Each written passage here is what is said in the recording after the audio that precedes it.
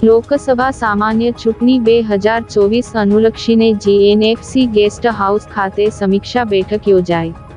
લોકસભા સામાન્ય ચૂંટણી 2024 અન્વયે ઉમેદવારો દ્વારા કરવામાં આવતા ચૂંટણી ખર્ચ પર દેખરેખ રાખવા માટે ચૂંટણી પંચ દ્વારા નિયુક્ત કરવામાં આવેલા ખર્ચ નિરીક્ષક રામકુમાર યાદવે જીએનએફસી ગેસ્ટ હાઉસ ખાતેના કોન્ફરન્સ રૂમમાં ખર્ચ દેખરેખ સંબંધિત કામગીરી સાથે સંકળાયેલા અધિકારીઓ સાથે સમીક્ષા બેઠક યોજવામાં આવી હતી. આ બેઠકના પ્રારંભે કલેક્ટર તુષાર સુમેરાએ ખર્ચ ઓબ્ઝર્વર રામકુમાર યાદવનું સ્વાગત કર્યું.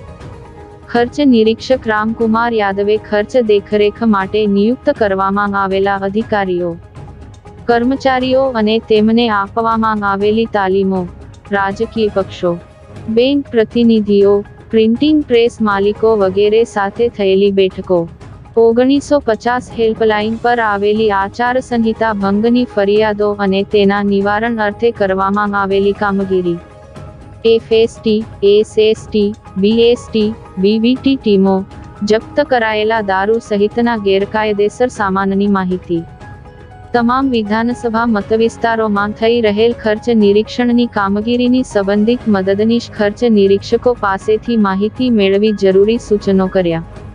તેમજ એક્સપેન્ડિચર મોનિટરિંગને લગતા પ્રશ્નોનું તાત્કાલિક સમાધાન કરી આપ્યું હતું.